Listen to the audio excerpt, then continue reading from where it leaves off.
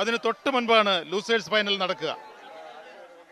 രാവിലെ തൊട്ട് മുൻപ് നടന്ന മത്സരങ്ങളിൽ 8, 7, 6, 5 സ്ഥാനങ്ങളിൽ വന്നിരുന്ന വേഗതയുടെ മാനദണ്ഡങ്ങളിൽ 8-മതും 7-മതും 6-മതും 5-മതും നിലനിൽക്കുന്ന വള്ളങ്ങളാണ്. 7-ാം സ്ഥാനത്ത് നിന്നിരുന്ന വേഗതയിൽ നിന്ന ദേവസ് വള്ളം 1-മത്തെ ട്രാക്കിലൂടെയും വേഗതയിൽ 6-ാം സ്ഥാനത്ത് നിന്ന കാരിച്ചാൽ വള്ളം 2-മത്തെ ട്രാക്കിലൂടെയും വേഗതയിൽ 8-ാം സ്ഥാനത്ത് നിന്ന തലവടി ചുണ്ടൻ 2023 പിറവി കൊണ്ട തലവടി ചുണ്ടൻ 3-മത്തെ ട്രാക്കിലൂടെയും നിരണം ചുണ്ടൻ 4-മത്തെ ട്രാക്കിലൂടെയും ലൂസേഴ്സ് ഫൈനലിൽ മത്സരിക്കുകയാണ്. 1-മത്തെ ട്രാക്കിൽ ദേവസ്, 2-മത്തെ ട്രാക്കിൽ കാരിച്ചാൽ, 3-മത്തെ ട്രാക്കിൽ തലവടി, 4-മത്തെ ട്രാക്കിൽ Niranam. Rahul C Punnamada boat club നയിക്കുന്ന ദേവസ് ചുണ്ടൻ,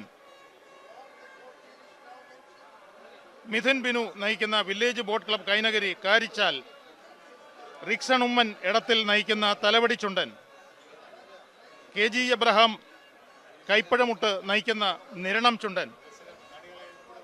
1-മത്തെ ട്രാക്കിലൂടെ കടന്നു വരുന്ന പുന്നമട ചുണ്ടൻ്റെ ചരിത്രം 2008 ഈ ക്ലബ്ബ് രൂപം കൊണ്ടത്. 2008, 2009, 2010 വർഷങ്ങളിൽ വെബ് എ ഗ്രേഡ് വള്ളങ്ങളിൽ ഹാട്രിക്ക് നേടിയ പ്രാരംഭ വിജയവീതിയിലൂടെയാണ് ഈ ക്ലബ്ബ് കടന്നു വന്നത്. 2022 ഫൈനലിൽ വീയപുരം ചുണ്ടനിൽ മത്സരത്തിനെത്താനായ ടീമാണ് പുന്നമട ക്ലബിൻ്റേത്. ദേവസിനെ പറ്റി പറയുമ്പോൾ 2010 നീരണിഞ്ഞ ചുണ്ടൻ വള്ളം 2022 പുതുക്കിപ്പണിത് കുറ്റമറ്റ മത്സര വള്ളമാക്കി. 2011 നെഹ്റു ട്രോഫി നേടിയ ചരിത്രം ദേവസിനുണ്ട്. കാരിച്ചാലിനെ പറ്റി പറയുമ്പോഴാണ് വർണ്ണിക്കാൻ നിവൃത്തിയില്ലാതെ ജലചക്രവർത്തിയെ പറ്റി എത്രയെത്ര പറഞ്ഞാലാണ് അവസാനിക്കുക. 74, 75, 76 ഹാട്രിക് വിജയം നേടിയ ആ കാരിച്ചാൽ 82, 83, 84 തുടർ ഹാട്രിക് വീണ്ടും നേടിയപ്പോൾ 86, 87, 2000, 2001 വീണ്ടും ആവർത്തന വിജയം നേടി. 1980, 2003, 2008, 2011, 2016 വർഷങ്ങളിലെ ജേതാവാണ്. 15 വർഷങ്ങളിലായി കൈയടക്കിയ ആ ജലചക്രവർത്തി പട്ടം 2023 പുതുക്കിപ്പണിത് മികവുറ്റതാക്കി. 51.25 കോൽ നീളവും 87 തുഴച്ചിൽക്കാരും 5 അമരക്കാരും 4 നിരക്കാരുമുള്ള കാലിച്ചാൽ. തൊട്ടു പിന്നാലെ കടന്നു വരുന്നത് 2023 രൂപം നൽകിയ തലവടി ബോട്ട് ക്ലബ്ബാണ്. എന്തുകൊണ്ടും പുതുമകൾ നിറഞ്ഞ വള്ളം. പുതുപുത്തൻ ചുണ്ടൻ പുത്തനംഗത്തിന് വന്ന കുട്ടനാടിൻ്റെ തുഴക്കാർ NCDC കൈപ്പുഴമുട്ട് നയിക്കുന്ന നിരണം വള്ളം 2023 വളരെ അത്യാവേശകരമായി 5-മത്തെ ട്രാക്കിലൂടെ ദേവസ്, 2-മത്തെ ട്രാക്കിലൂടെ കാരിച്ചാൽ, 3-മത്തെ ട്രാക്കിലൂടെ തലവടി ഇരി കാണാമെന്ന് ഒന്നിച്ചൊന്നായി തുഴയുകയാണ്. ഇതാണ് മത്സരം. 1-മത്തെ ട്രാക്കിലൂടെ ഉള്ള ദേവസിനെ പിന്നിട്ടുകൊണ്ട് കാരിച്ചാൽ കയറുന്നു. തലവടിയാണോ നിരണമാണോ മുൻപിൽ കയറുക എന്ന് പറയാൻ കഴിയുകയില്ല. ഇതാണ് മത്സരം.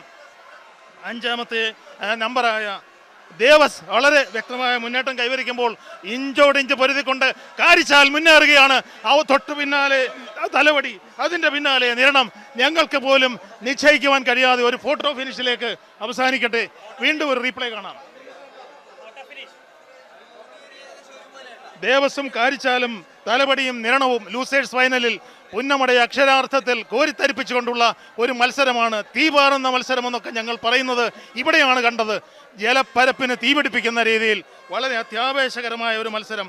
പുന്നമട ബോട്ട് ക്ലബ്ബാണോ അതല്ല വില്ലേജ് ബോട്ട് ക്ലബ്ബ് കൈനഗരിയാണോ തലവടി ബോട്ട് ക്ലബ്ബ് ഉമ്മൻ ഇടത്തിൽ നയിക്കുന്ന വീണ്ടും ഒരു 7-മത്തെ നമ്പർ തലവടി ചുണ്ടനാണ് എന്ന് തോന്നുന്നു. വീണ്ടും ഒരു റീപ്ലേ കാണാൻ ഇടയുണ്ട്. ദേവസാണോ കാരിച്ചാലാണോ തലവടിയാണോ നിരണമാണോ എന്ന് പറയാൻ ഒരു റീപ്ലേ കൂടി വേണ്ടിയിരിക്കുന്നു. സെക്കൻഡുകളുടെ മൈക്രോ സെക്കൻഡുകളുടെ വ്യത്യാസത്തിലാണ് ഈ 4 വള്ളങ്ങളും ഫിനിഷ് ചെയ്യുന്നത്. ഇപ്പോൾ കാണുന്ന 5-മത്തേത് ദേവസ് വള്ളം, 3-മത്തേത് കാരിച്ചാൽ, 7-മത്തേത് തലവടി. തൊട്ട് പിന്നാലെ 7-മത്തെ തലവടി ചുണ്ടൻ തന്നെയാണ് ഈ ലൂസേഴ്സ് ഫൈനലിൽ 1-മതായി ഫിനിഷ് ചെയ്തിരിക്കുന്നത്. റിക്സൺ ഉമ്മൻ.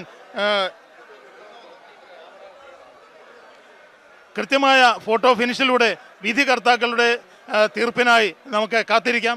വളരെ വളരെ മൈക്രോ സെക്കൻഡുകളുടെ വ്യത്യാസത്തിൽ ഇഞ്ചോടിഞ്ച് പൊരുതുക എന്ന് പറയുമ്പോൾ നഗ്നനേത്രങ്ങൾക്ക് പറയാൻ കഴിയാത്ത രീതിയിൽ 5 ആണോ 3 ആണോ 7 ആണോ എന്ന് പറയാൻ കഴിയാത്ത രീതി 5, 3, 7, 7-ാം നമ്പർ വള്ളം തലവടി ചുണ്ടനാണ് എത്തിയതെന്ന് തോന്നുന്നു.